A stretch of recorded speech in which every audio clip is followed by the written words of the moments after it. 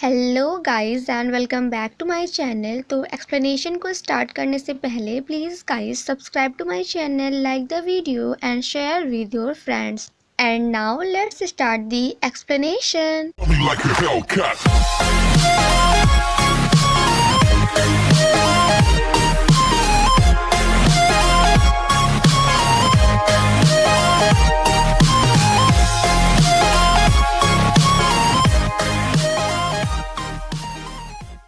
Part 2 की शुरुआत में हम तोंग तोंग एंड शाओ बायू को पार्टी में देखते हैं जहां वो दोनों डांस कर रहे होते हैं। जिसके बाद शाओ बायू यहाँ पे कुछ ऐसा करता है, बट तभी हमें पता चलता है कि ये सब तो तोंग तोंग का सपना था। तोंग तोंग की मॉम उसे बताती है कि शाओ बायू ने तुम्हारे लिए ड्रेस सेंड की है और कहा है कि तुम्हें पार्टी में यही ड्रेस पहन कर आना है।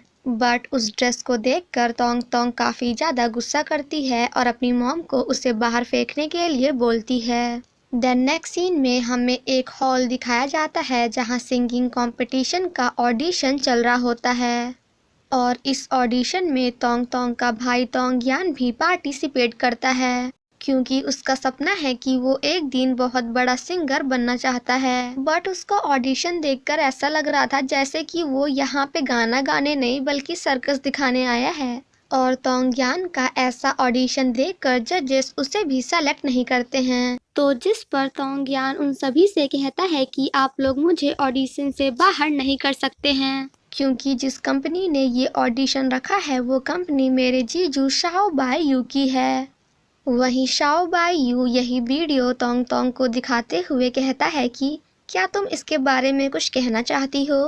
तो जिस पर तोंग तोंग कहती है कि मुझे नहीं पता कि कौन है ये, मैं तो इसे जानते भी नहीं हूँ। बट जैसे ही शाओ बायू पुलिस को कॉल करने लगता है तो तोंग तोंग उसे रोकते हुए एक्सेप्ट कर लेती है कि वो मेरा भाई है।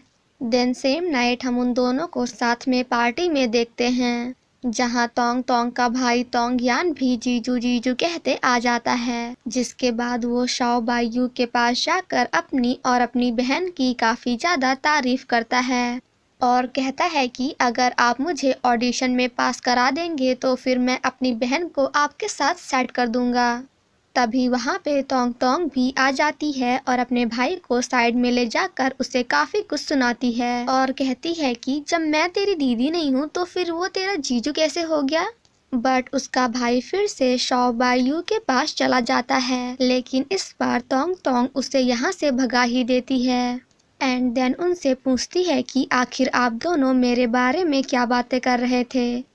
तो जिस पर शाओ बायू कहता है कि मुझे तुम्हारे बारे में जो भी जानना था मैं वो जान चुका हूँ। जिसे सुनकर तोंग तोंग वाज लाइक, अच्छा इतना जानते हैं आप मेरे बारे में, फिर बताइए। और इतना सुनते ही हमारा शाओ बायू तोंग तोंग की हिस्ट्री, ज्योग्राफी सब कुछ बताने लगता है और कहता है कि तुम्हारे डैड एक डॉक्टर हैं और उनकी एक छोटी सी क्लिनिक है, तुम अपने फैमिली के साथ रहती हो और तुम्हारी बेस्ट फ्रेंड तुम्हारी कलीग है जिसका नाम है टीना, बट प्यार से सभी उसे सनफ्लावर बुलाते हैं। ये सब सुनकर तोंग तोंग उन्हें रोकते हुए कहती है कि नहीं नहीं बस अब आप रुक जाइए, मुझे पता है कि आपको मेरे बारे में सब कुछ पता है। तोंग तोंग बोल ही रही होती है कि तभी उसे छींके आने लगती है और वहाँ पे सभी लोग उसे देखने लगते हैं।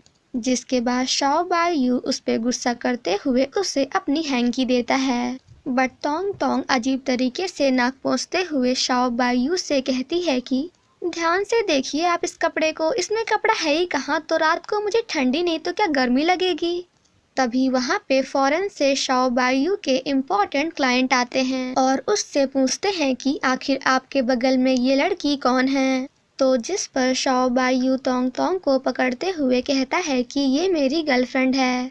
तभी वहाँ पे शाओ बायू का भाई आकर उन सभी से इनडायरेक्टली बोलता है कि मेरा भाई एक गे है और इस बात को गलत साबित करने के लिए शाओ बायू को ना चाहते हुए भी तोंग तोंग को सभी के सामने किस करना पड़ता है। हमारी फीमेल लीड ऐसा करना तो नहीं चाहती थी बट अब बेचारी वो कर भी क्या सकती थी। जिसके बाद वहाँ पे सभी लोग उन दोनों के लिए क्लैपिंग करते हैं। उन सभी के जाने के बाद तोंग तोंग भी वहां से जाने की कोशिश करती है, बट शाओ बायू उसे जाने नहीं देता है। वहीं हमारी तोंग तोंग बार बार अपनी घड़ी को देखकर परेशान हो रही थी, क्योंकि अब वो 3 मिनट के अंदर ही लड़का बन जाएगी। तोंग तोंग को ऐसा देखकर जुन जियांग उससे टच करने वाला होता है, बट शाओ बायू उसे ऐसा नहीं करने देता है और अपनी कोट तोंग तोंग को दे देता है, क्योंकि उसे ऐसा लग रहा था कि जैसे तोंग तोंग को ठंड लग रही है। जिसके बाद तोंग तोंग उस कोट से अपना चेहरा ढक कर वहाँ से चली जाती है और उसकी ऐसी हरकतें देखकर शाओ बायू कहता है कि ये लड़की हमेशा मेरी बेइज्जती कराती रहती है, बट जुन जियांग उससे कहता है कि तुम्हें नहीं लगता कि ये काफी क्यूट है। जिसे सुनकर हमारा शाओ बायू वॉज लाइक, तुम तो अपना मुंह बंद ही रखो। तोंग तोंग जब वॉशरूम में होती है तो वो कॉल करके अपने भाई को बुलाती है, जहां उसका भाई उसे ऐसे देखकर काफी मजे लेता है।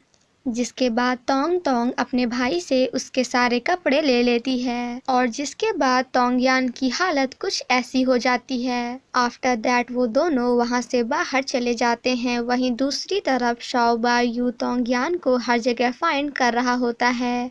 तभी गलती से उसकी मुलाकात तोंग यान से हो जाती है। शाओ बायू उससे कहता है कि थोड़ी देर पहले मैंने तुम्हें एक लड़के के साथ देखा था, क्या तुम मुझे उसके बारे में बता सकते हो, क्योंकि मैं भी उसे जानता हूँ। बट तोंग यान उसे कुछ भी बताने से मना कर देता है और कहता है कि मैं किसी लड़के के साथ नहीं था।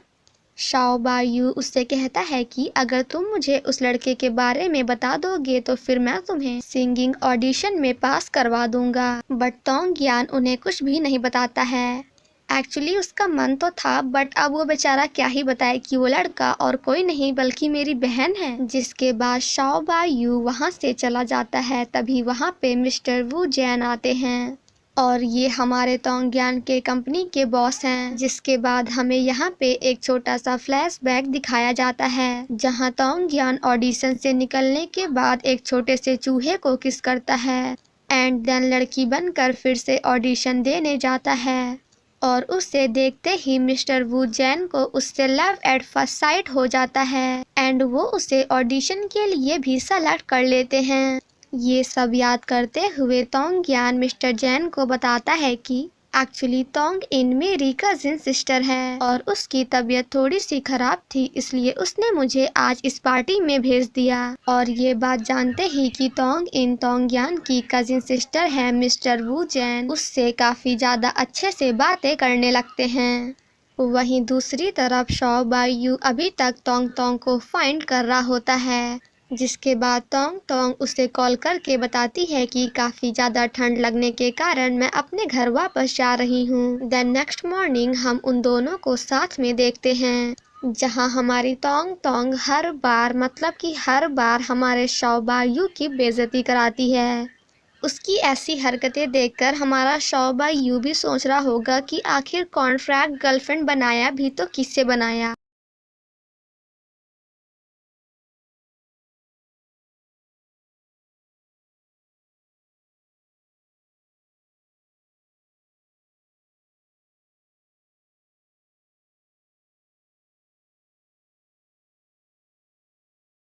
तोंग तोंग जब अकेले बैठी होती है तभी वहाँ पे जुन जियांग भी आ जाता है और तोंग तोंग से पूछता है कि आखिर तुम एंड शाओ बायू एक दूसरे को किस नाम से बुलाते हो। जिसके बाद तोंग तोंग अपनी एंड शाओ बायू की काफी सारी मेमोरीज को याद करती है, जहाँ शाओ बायू उसे हमेशा ए कहकर बुलाता था, जैसे कि ए तुम पार्टी में आ रही हो ना, ए एक गिलास पानी देना, ए ये वाली डिश मेरी है। ये सब याद करने के बाद तोंग तोंग जुन जियांग से कहती है कि हम दोनों एक दूसरे को क्या बोलते हैं ये तो मैं भूल गई। और उन दोनों को साथ में देखकर वहाँ पे शाओ बायू भी जेलसी के कारण आ जाता है और उन दोनों से पूछता है कि आखिर तुम दोनों किस बारे में बातें कर रहे थे। तो जिस पर जुन जियांग कहता है कि तोंग तोंग ने मुझे बताया कि तुम दोनों एक दूसरे को किसी भी नाम से नहीं बुलाते हो। जिसे सुनकर हमारा शाओ बायू वॉज लाइक, ऐसा किसने कहा, क्योंकि तोंग तोंग मुझे हस्बैंड कह के बुलाती है। और ये सुनने के बाद तो हमारी तोंग तोंग वॉज लाइक, मतलब कुछ भी। The next morning finally Shao Bayu के क्लाइंट वापस जा रहे होते हैं, बट जाने से पहले शाओ बायू उन्हें वही पॉट गिफ्ट करता है, जिसे देखकर हमारी तोंग तोंग कम्प्लीटली शॉक्ड हो जाती है, क्योंकि उसे पता नहीं था कि ये पॉट गिफ्ट करने के लिए है। क्योंकि जब तोंग तोंग ने उस पॉट को गिराकर खराब कर दिया था तो उसने उसकी जगह पे एक नकली पॉट रख दिया था। वो क्लाइंट शाओ बायू को थैंक यू बोलते हुए कहते हैं कि मुझे इतना पुराना और इतना एक्सपेंसिव गिफ्ट देने के लिए थैंक यू। तोंग तोंग शाओ बायू को ये गिफ्ट देने से मना करती है, बट शाओ बायू ऐसा नहीं करता है। देन सेम नाइट हम जुन जियांग को देखते हैं, जो कि एक बाउंड्री से नीचे जंप करता है और उसे ऐसा करते हुए तोंग तोंग भी देख लेती है एंड देन उसके पास जाकर पागलों की तरह रोने लगती है। तभी जुन जियांग उसके पास आकर उससे पूछता है कि क्या तुम मेरे लिए रो रही हो। देन नेक्स्ट सीन में हम उन दोनों को साथ में बातें करते हुए देखते हैं, जहां तोंग तोंग उससे पूछती है कि आखिर कंपनी का CEO आपको ना बनाकर शाओ बायू को क्यों बनाया गया है। तो जिस पर जुन जियांग कहता है कि आज से बहुत समय पहले मेरा एक्सीडेंट हो गया था और मेरी ये वाली फिंगर भी उसी एक्सीडेंट में खराब हो गई थी, मतलब कि टूट गई थी, जिसके कारण मुझे 1 साल के लिए चाइना से बाहर जाना पड़ा। जिसके बाद वो दोनों साथ में काफी ज्यादा मस्ती करते हैं। तभी वहाँ पे शाओ बायू भी आ जाता है और उन दोनों को साथ में देखकर काफी ज्यादा जेलसी फील करता है। तोंग तोंग जब बस के लिए खड़ी होती है तभी वहाँ पे शाओ बायू आकर उसे कार के अंदर आने के लिए बोलता है, बट तोंग तोंग उसे मना करते हुए कहती है कि इसकी कोई ज़रूरत नहीं है क्योंकि मैं बस से चली जाऊंगी। जिसके बाद शाओ बायू उसके पास आकर कहता है कि क्या तुमने मुझसे ये नहीं कहा था कि मुझे डेली तुम्हें 9 बजे से पहले तुम्हारे घर वापस छोड़ना होगा। So let's go. तोंग तोंग उससे पूछती है कि अचानक से तुम्हें मेरी इतनी चिंता क्यों होने लगी। तो जिस पर शाओ बायू कहता है कि मुझे तुम्हारी चिंता नहीं हो रही है, बस मैं ये नहीं चाहता हूँ कि मेरी गर्लफ्रेंड शाओ बायू की गर्लफ्रेंड रात को बस से अकेले घर जाए। वो दोनों बातें कर ही रहे होते हैं कि तभी तोंग तोंग की बॉस उसे कॉल करती हैं और उनका कॉल देखकर हमारी तोंग तोंग वाज लाइक तुम्हारी गर्लफ्रेंड बनने के बाद तो मैं ये भूल ही गई कि मुझे काम पे भी जाना होता है।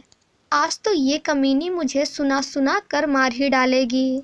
और होता भी कुछ ऐसा है क्योंकि उसकी बॉस उसे काफी कुछ सुनाती हैं। तोंग तोंग उनसे झूठ बोलते हुए कहती है कि एक्चुअली मेरे दूसरी दादी माँ की डेथ हो गई है, इसलिए मैं ऑफिस काम पे नहीं आ पाई। जिसे सुनकर उसकी बॉस कहती हैं कि तुम्हारी दूसरी दादी माँ के फिर से डेथ हो गई। जिसे सुनकर हमारी तोंग तोंग वाज लाइक अब मैं क्या बोलूँ। एंड देन कहती है कि अच्छा दूसरी वाली दादी माँ की पहले ही डेथ हो चुकी है तो फिर इस बार दूसरी की नहीं बल्कि तीसरी की हुई है। वो एक्चुअली मैं थोड़ा सा परेशान हूँ ना, तो इसलिए दूसरी और तीसरी में कंफ्यूज हो जाती हूँ। और तोंग तोंग का ऐसा बहाना सुनने के बाद तो उसकी बॉस उस पे और भी ज्यादा गुस्सा करती हैं। ये सब देखकर शाओ बायू तोंग तोंग से फोन छीनते हुए उसकी बॉस से कहता है कि तोंग तोंग मेरी फियांसे है, सो प्लीज नेक्स्ट टाइम से ना आप उससे प्यार से बातें करिएगा, वरना ये आपके लिए अच्छा नहीं होगा। देन नेक्स्ट मॉर्निंग हम दोनों भाइयों को तोंग तोंग के साथ देखते हैं और वो दोनों फाइनली साथ में इंटरव्यू देने के लिए तैयार हो गए होते हैं। जिसके बाद तोंग तोंग उन दोनों का इंटरव्यू लेना स्टार्ट करती है एंड देन मैगजीन की कवर फोटो के लिए उनकी फोटो क्लिक करती है। बट अब क्योंकि वो दोनों अलग अलग सोफे में बैठे होते हैं तो तोंग तोंग उन दोनों को एक ही सोफे में बैठने के लिए बोलती है, लेकिन शाओ बायू अपनी जगह से नहीं हिलता है, इसलिए जुन जियांग को ही उसके पास जाना पड़ता है। तोंग तोंग उन दोनों को देखते हुए कहती है कि प्लीज क्या आप दोनों थोड़ा क्लोज आ सकते हैं। उन दोनों के थोड़ा सा क्लोज आने के बाद वो फिर से कहती है कि क्या थोड़ा सा और क्लोज आ सकते हैं। बेचारे वो दोनों भी सोच रहे होंगे कि अब कितना क्लोज आ जाए, क्या हम दोनों एक दूसरे के ऊपर बैठ जाएं। उन दोनों के इतना क्लोज आने के बाद भी हमारी तोंग तोंग को कुछ कमी लगती है इसलिए वो जाकर जुनजियांग का हाथ शाओ बायू के शोल्डर पे रख देती है एंड देन उन दोनों की फोटोज क्लिक करती है। बट वहाँ पे शाओ बायू ऐसे बैठा होता है जैसे कि किसी ने उससे मारकर जबरदस्ती फोटो खिंचाने के लिए बैठा दिया हो। इसलिए तोंग तोंग उसे स्माइल करने के लिए बोलती है और कहती है कि भैया जी स्माइल प्लीज। फोटो क्लिक होने के बाद शाओ बायू कहता है कि आई थिंक हम दोनों को थोड़ी देर के लिए ब्रेक लेना चाहिए एंड देन वहाँ से चला जाता है। जिसके बाद तोंग तोंग एंड जुनजियांग साथ में उन फोटोज को देखने लगते हैं एंड उन दोनों को इतना क्लोज देखकर फिर से शाओ बायू को काफी ज्यादा जेलसी फील होती है। दैट्स वाई वो उनके पास जाकर उनका कैमरा छीनते हुए कहता है कि आई थिंक कि हमें अपना इंटरव्यू फिर से कंटिन्यू करना चाहिए। और उसकी ऐसी हरकतें देखकर तोंग तोंग वॉज लाइक पागल है क्या ये, अभी इसी ने बंद करने के लिए कहा, अब फिर से स्टार्ट करा रहा है। उन दोनों के इंटरव्यू के बीच में तोंग तोंग जानबूझकर उन दोनों से जुनजियांग के एक्सीडेंट के बारे में पूछती है और उसका ये क्वेश्चन सुनते ही शाओ बायू काफी गुस्से में आकर वहाँ से चला जाता है और कहता है कि आज का इंटरव्यू यहीं पे ख़त्म होता है। तोंग तोंग जब जारी होती है तो शाओ बायू उसके पास आकर उससे पूछता है कि क्या तुम्हें उस एक्सीडेंट के बारे में जुनजियांग ने बताया है। तो जिस पर तोंग तोंग कहती है कि बिल्कुल नहीं, बल्कि ये बात तो मैंने दूसरे लोगों से सुनी है। शाओ बायू उससे कहता है कि मैं तुम्हें पहले ही बता रहा हूँ कि तुम मेरी सिर्फ और सिर्फ कॉन्ट्रैक्ट गर्लफ्रेंड हो, सो प्लीज़ मेरे फैमिली मैटर्स में अपनी टांग अड़ाना बंद करो। शाओ बायू जब वहाँ से जा रहा होता है तभी अचानक से उसका पेट आवाज़ करने लगता है और कहता है कि भूख लगी है खाना दो, भूख लगी है खाना दो। जिसे सुनकर तोंग तोंग काफ़ी ज़्यादा हंसती है एंड देन उसे खाना खिलाने के लिए एक छोटे से रोड साइड रेस्टोरेंट पे लेके जाती है। बट शाओ बायू वहाँ का खाना खाने से मना कर देता है और कहता है कि मैं रोड साइड का खाना नहीं खाता हूँ क्योंकि इससे काफ़ी ज़्यादा इन्फेक्शन होते हैं और बीमारियाँ भी। जिसके बाद वो तोंग तोंग को इन्फेक्शन के बारे में ज्ञान देना और लेक्चर देना स्टार्ट करता है। बट तोंग तोंग उसकी सभी बातों को सुनते हुए बड़े आराम से खाना खा रही होती है और शाओ बायू को भी टेस्ट करने के लिए बोलती है। बट शाओ बायू ऐसा करने से फिर से मना कर देता है। इसलिए तोंग तोंग को अपना दिमाग लगाकर शाओ बायू को वो खाना खिलाना ही पड़ता है और उसे खाने के बाद शाओ बायू को भी वो खाना काफ़ी पसंद आता है। जिसके बाद तोंग तोंग उसे फिर से खिलाने के चक्कर में जानबूझकर अपनी फिंगर्स खिला देती है और काफ़ी ज़्यादा स्माइल करती है, मतलब कि लड़की खुल के हंसती है एंड देन बार बार उसे ऐसे ही करके परेशान करती है। आफ्टर दैट वो दोनों साथ में डिनर एंजॉय करते हैं। देन नेक्स्ट मॉर्निंग हम तोंग तोंग को उसकी बेस्ट फ्रेंड टीना के साथ देखते हैं, जहां टीना उसे बताती है कि मैंने सुना है कि शाओ बायू हमारी कंपनी को खरीद रहा है और अगर उसने कंपनी को खरीद लिया तब तो तुम हमारी कंपनी की लेडी बॉस बन जाओगी। बट तोंग तोंग कहती है कि ये कभी पॉसिबल ही नहीं होगा क्योंकि शाओ बायू हमारी कंपनी खरीदेगा, हो ही नहीं सकता। वो दोनों बातें कर ही रही होती हैं कि तभी वहाँ पे तोंग तोंग से काफ़ी सारे लोग मिलने आते हैं क्योंकि अब वो बादशाह की गर्लफ्रेंड बन चुकी है। ये सब देखकर हमारी तोंग तोंग भी कम्प्लीटली शॉक्ड होती है। देन सेम नाइट हम तोंग तोंग को उसके घर में देखते हैं जहाँ उसका भाई सिंगिंग प्रैक्टिस कर रहा होता है। तभी मिस्टर वू जैन तोंग तोंग के फ़ोन नंबर पे कॉल करते हैं। पहले तो तोंग तोंग को कुछ भी समझ में नहीं आता है बट उसके भाई के समझाने के बाद वो सब कुछ समझ जाती है। मिस्टर वू जैन तोंग तोंग को तोंग इन समझकर उसे एक रेस्टोरेंट पे मिलने के लिए बुलाते हैं। फ़ोन काटने के बाद तोंग तोंग अपने भाई से इसके बारे में पूछती है, जिसके बाद उसका भाई उसे सब कुछ बता देता है कि जैसे मैं लड़की बनकर ऑडिशन में गया, उसे पास कर लिया और उस गधे को मुझसे लव एट फर्स्ट साइट हो गया। मैंने उसे अपना नाम तोंगिन बताया और आपका फ़ोन नंबर दे दिया। जिसके बाद वो दोनों एक दूसरे से वहीं पे फाइट करने लगते हैं। नेक्स्ट मॉर्निंग जब तोंग तोंग ऑफिस जाती है तो वो अपने ऑफिस में शाओ बायू को देखकर कम्प्लीटली शॉक्ड हो जाती है एंड वहाँ से जाने लगती है। बट शाओ बायू उसे रोक लेता है। तोंग तोंग की बॉस उसे बताती हैं कि शाओ बायू ने हमारी कंपनी खरीद ली है। इसका मतलब कि आज से ये हमारी कंपनी के नए मालिक हैं। शाओ बायू तोंग तोंग की बॉस से कहता है कि मैं तोंग तोंग को अपने साथ एक समिट के लिए स्विट्जरलैंड ले जाना चाहता हूँ। इस बात को सुनते ही तोंग तोंग की बॉस उन्हें मना करते हुए कहती हैं कि मुझे नहीं लगता है कि हमारी तोंग तोंग ये काम कर पाएगी। लेकिन शाओ बायू के सेक्रेटरी के काफ़ी ज़्यादा समझाने के बाद वो इस बात के लिए तैयार हो जाती हैं और तोंग तोंग से पूछती हैं कि क्या तुम वहां जाना चाहती हो। और इससे पहले कि हमारी तोंग तोंग कुछ बोलती, पार्ट 2 यहीं पे ख़त्म हो जाता है। Thank you so much guys for watching my explanation. Stay safe and healthy. Bye bye.